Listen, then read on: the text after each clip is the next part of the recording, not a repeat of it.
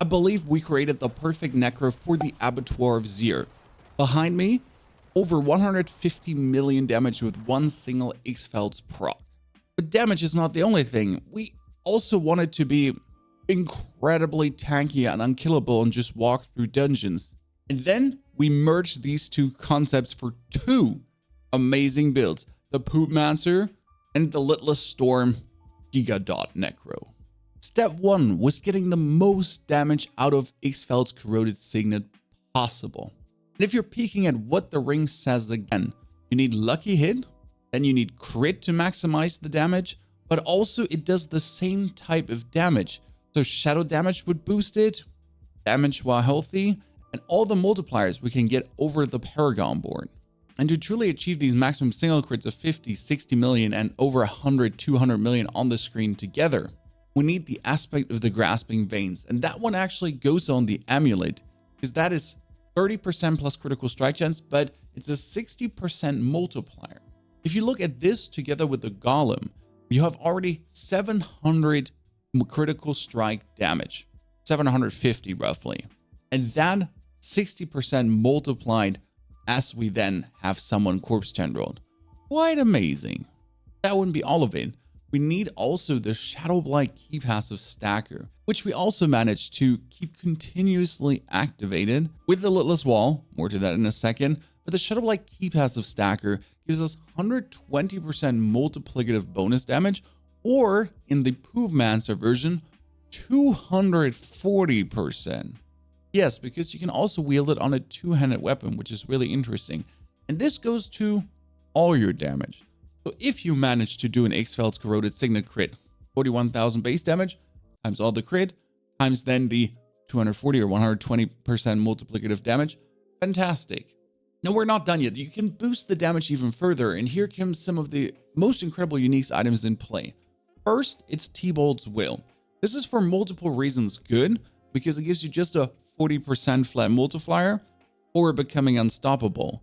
That is the Metamorphosis Vampiric power, or simply using Blood Mist, which does make you straight up unstoppable, and then you can do 40% on all of that, what we talked about. Now for the helmet, we have to make the first decision, and here we're talking about the Litless Wall version, so the one that's super duper tanky with the ultra damage, not the Poop Necro. The helmet could be the Godslayer crown for another 60% multiplicative damage, which is great. But we would also lose the aspect of disobedience that we would usually play on the chest, because if we use the Godslayer crown, and we're not getting the total armor percentage that the helmet provides, we'll have to move the aspect of the Shielding Storm to our chest piece. Now, if you do play a normal helmet, you can play Shielding Storm and Disobedience, Soul Brand, to become super next level tanky, and just be able to also survive everything Abattoir of Zir related. Now, the second version, Poop Necro of the build, placed this a wee bit different. More to that in the second part. This was the damage concept now, with helmet, pants, weapon, amulet. The rings are kind of set because that's X-Felds, and the Ring of Sacrilegious Souls because you want the auto corpse triggers, auto corpse tendrils, auto corpse explosions, everything happening the whole time. There's no reason to not play that at all. And for your offhand, you're going to be playing the Litless Wall in the tanky version. Now, considering that the tanky version has 120% damage multiplicative less, it still deals 30, 40, and I've seen a 50 million as well with this in the wild and in the testing. So you're sacrificing the ceiling of 60, 70, or 80 million damage for, well, being undying. The defensive portion of the equipment is, as we mentioned, on the helmet, Shielding Storm, or on the chest, Shielding Storm, the Godslayer crown, but then also on the chest, Disobedience. And on these two items, you're going to go for total armor percentage and total armor percentage, because that keeps you with the amulet together at 12,000, 13,000 plus armor, plus another 20,000 barrier running, so you're virtually unkillable. Boots or Flicker Step for the insane cooldown reduction to always have Bone Storm active. And last but not least, on your gloves, we're having the ultimate shadow aspect to truly have your Bone Storm or your Blood Wave be poop or shadow damage. Now, the best part is the skill tree and the Paragon board are exactly the same, apart from one thing. We're starting up here with Blind for the 15% multiplicative blight damage. Then max out corpse explosion and blood mist, plus fueled by death, damage to close enemies, and also damage to cursed enemies. Then we're going here for vulnerable or blood orbs, because the vulnerable you have over the metamorphosis. I mean, if you want always the vulnerable up to never have a single second doubting, you can definitely go for Plague Corpse Tendrils. 1 single point of necrotic carapace to just have this fortify going on. And down here it's for the Poop Necro Blood Wave, and then for the GIGADOT Litless Storm, you're going to go for Bone Storm. Now Paragon board, then Vampiric Powers, and the second build for Ultra damage. We're trying to max this out as good as we can. So we start with a control glyph. Now you remember I said control is useless. Yes, we're just trying to get the maximum possible damage.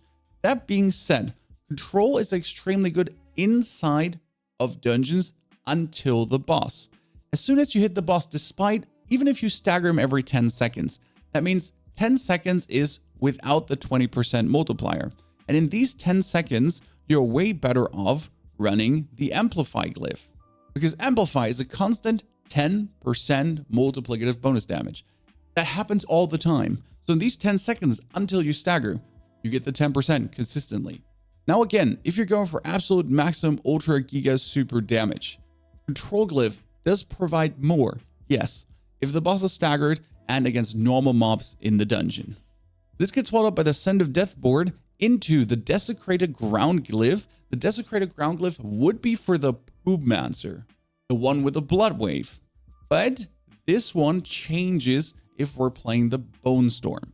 The Poop Necro has the advantage of having here another 15% multiplier if you're standing in Desecrated Ground.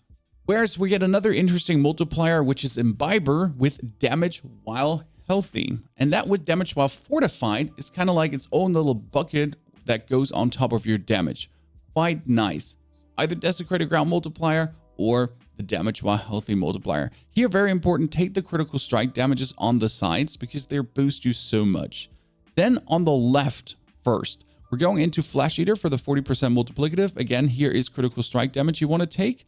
And we're using the critical strike damage bonus essence for the multiplier. Have that level 21, squeeze out 44 dexterity. Technically, that's the maximum of dexterity I can actually squeeze out. And then we're going into the Wither board, and here it's a little bit sad because we're just simply going for the Darkness glyph with shadow damage boost, and then with damage over time and shadow damage boost, and more damage versus elite damage to shadow damage over time affected enemies to just really get the maximum out of X-Felds. And then actually here in the middle, from the Send of Death up, we're going into the Bloodbath board for more damage while healthy. That's really nice. And we can also slot the Scorch glyph here for another 10% multiplier and a little bit shadow damage over time, which ultimately brings us down here into the vulnerable bonus damage and vulnerable bonus damage multiplier with the Exploit glyph in the Bone Graft board. Now, we did lose here usually the maximum life node we tend to take because we tried to really squeeze out as much possible damage. And yes, we get 1, 2, 3, 4, 5, 6 glyphs running in this board. Quite crazy. Technically, we can also swap the Scorch out to get a Territorial running. That would be more damage versus close targets, but at the same time, it would be only damage reduction instead of another 10% multiplier. So choose your poison. The Vampiric Powers are completely the same. First, Metamorphosis. For the Dashing Vampiric Curse, bonus lucky hit as you're dashing through things to trigger Litless Wall and to trigger X-Felds Corroded Signet. Then Flowing Veins for even more damage over time, because it would be stupid to just simply not take it. It doesn't boost X-Felds though. What boosts X-Felds will be Domination. The same problem with Domination against bosses as it is with the Control glyph. It just doesn't simply work against bosses until they're staggered. And if you have them staggered, you might as well put in Terror, because that would be then permanent critical strikes against staggered bosses. So every X-Felds proc you're getting is straight up critical strike safe. Now against normal rabble again, as you're going through the dungeon, this is ultimate maximum damage. Same goes for Prayer in the Week. That always works though, with 16% multiplier for more damage. And then last but not least, Ravenous, to be able to Corpse Explosion faster, to Blight faster, and just overall do more damage. Technically, there's the option to put in Anticipation, and that would be for the Litless Storm version, because this one gives your ultimate skill to deal 12% multiplicative increased damage for each nearby enemy affected by your shadow damage over time effect, which essentially makes your Bone Storm, that is super damaging, be even more damaging. But it wouldn't boost Ixfel's Corroded Signet. It, though, does reduce the cooldown again by another 20%, and that is a significant reduction of cooldown. I would take that most likely over Domination, so we can still have the Ravenous in for the bonus attack speed. But this would lower the ceiling of what Ixfel's can do for continuous more overall DPS though. And this goes for both builds, the Poop Necro and the GIGADOT Storm. Now, while you're pushing through a dungeon, I would definitely have all resistances up with my Skeletal Warriors. But as you approach a boss, I would increase my shadow damage by 15%. But it would be stupid to not, while dungeon pushing, while going through the rebel, the elemental damage and everything, to actually just have even more resistances. The mages get sacrificed for bonus vulnerable damage. And lastly, the golem brings us the 30% critical strike, super duper. For the weapon, most of the time I choose a wand if I go one-handed. Technically, a sword has intrinsic critical strike chat, but I prefer the lucky hit to get more triggers on my Ixfel's. If I'm going for a two-handed weapon though, I would go for a two-handed sword for the maximum chance of critical strike. Also, I put in here critical strike damage versus crowd controlled enemies. You could also put in critical strike damage against vulnerable enemies, which actually works better versus bosses. Talking about two-handed weapon, that brings me to the Poop Necro. Again, skill board the same, Paragon board the same apart from the Desecration Clip, Vampiric Powers the same, swap in the Blood Wave instead of Bone Storm. And here you have a decision to make. You can play the 200 weapon for incredible damage. Here, intelligence, all stats, damage to close enemies, critical strike damage would be great, that I sadly didn't roll. But yes, critical strike damage would technically be the choice here. Alternative, you could be rocking a focus that allows you to make Blood Wave go out 3 times. The Blood Wave 3 times would lower your overall damage ceiling for Ixfel's crit, but it would give you tremendous more damage with a Blood Wave, and also triple Blood Wave triggers more Ixfel's and gives you in total more damage. So the damage ceiling is lower, but the overall damage and survivability is higher with your offhand. You also get more critical strike chance, the potential for lucky hit, intelligence, and all stats, which all boost your damage. Now let me show you both gameplay loops in one dungeon, as I can seamlessly swap between both builds. Now, how would the Bone Storm version play? Bone Storm on, and that's it. You keep dashing. Don't really care about your enemies anymore. You don't care about anyone. You just keep dashing. And the dashes, due to the metamorphosis, actually create a nice amount of Bone Storms, with your automatic corpse explosion essentially making even more Bone Storms, with your automatic corpse tendrils making more Bone Storms, and everything just falls. And you have a build that essentially has a permanent 20,000 barrier running that replenishes as long as opponents are standing in the barrier, and you can just keep zooming and never care about anything. That is essentially what I think is going to be perfect for the Abattoir of Zir. And, well, the damage is incredible, right? So this is what I think is going to be perfect for the Abattoir of Zir, because it's going to be potentially more damagey opponents with more health as well. But if it's like, if the opponents hit even harder than the tier 100 dungeons and you're not taking care of your defense, yeah, you know? That's the thought about this build. Really maximizing the damage nicely, and, well, everything just super dies to the Ixfel's procs, right? They're just continuously happening, and you can just keep zooming. And I guess this is like the safest build you can potentially play, while also outputting just copious amounts of damage. It's just like, you know, awesome. Boom, everything dead. Ixfel's proc. And yes, even without Ixfel's, this build will work, because I tried this before Ixfel's. We killed Lilith before Ixfel's and everything. The best part is that we can now flawlessly swap over to the Poop Necro build if we want. Let's wipe these gentlemen here off the face of Earth. Go into our skills. Bop, bop, bop. Go back to the Blood Wave, right? Swap our one glyph from Imbiber over to Desecration. Then we can also swap our helmet to the Godslayer crown. And we can go for one-handed or two-handed weapon if we feel like it. Now, how different does the Blood Wave build play? First, you're more squishy. So you engage with the Blood Wave and curse straight away. everything dies to that pretty much. You get the reset quite quick, and you try to dash through everyone that gets Blood Wave to just reset the cooldown. Then you can also engage with Blood Misting, and everyone gets pulled together, and you dash through them again to reduce your cooldown. So you have Blood Wave straight away up again.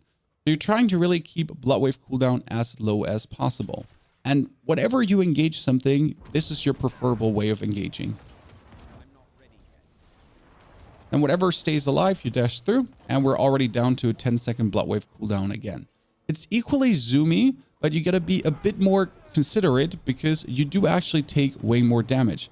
So a tier 100 mob can hit you and kill you if you do not have Disobedience stacked up. Because right now we're running the Godslayer crown, and well, we have 9,000 armor. With our 42 or 66% of Disobedience, the armor level is perfect for the current Nightmare tier 100 dungeons. But if you wanted to boost survivability, you would put on a normal helmet with even more total armor percentage. That's great. And you can put on the aspect of the explosive mist to be even safer instead of the Godslayer crown. That's the thing. Maximum damage is good versus bosses often. But for dungeon pushing, for going fast through a dungeon, the minimal levels of armor can be a bummer. Now again, in most cases, you're just zooming through, so you don't really mind. But there's always the danger, and depending on what dungeon you go for, what kind of monsters are in there, it can be annoying. Right now, like, just dash through them. Get my Blood Wave reset as I pull everything together, and then boop, poop on them with the Blood Wave, and everything dies, right? So that one Blood Wave here just killed the boss completely. Now it's on you to kind of choose your poison. Do you want to play a bit slower and kill everyone, but do incredible, copious, crazy amounts of damage? Or do you want to just zoom brain dead crazy and be incredibly unkillable? Both builds have their merits, and both builds are really fun to play. I do personally love from the aesthetics the Blood Wave one more, because it's just super cool to walk into the enemy and just press that Blood Wave and everyone essentially just dies to one Blood Wave. It's just so fun. And it looks so cool when you do it, right? There's the dude, and he's aventured up, but he just gets eaten, right? And for boss fights, it just feels so good to just Blood Wave everyone to death. But if you actually don't want to care about your enemy minions, just be unkillable. And still do 50, 30, 20, whatever millions of damage all the time. Now for the boss fight, Poop Wave, Curse, Glide, pull together, go into your thingy. And you saw one X-Felds proc was already out. Now the dude goes invisible. Don't forget to dash through him. More X-Felds procs. Dash through him to reduce your Poop Wave. Get another Poop Wave, right? Another X-Felds procs. Like millions of damage just happening randomly on this side as well. Dash for the bonus essence. Have him go invisible. Dash through him for another Poop Wave. He's staggered. That happened quite quick. And then you're just rounding him up. And that's it. Done. Simple. Which one of the two is it going to be for you? Which one are you going to play for the Abattoir of Zir? Also, if you're a minion lover, there is an option for you. Or Blood Surge.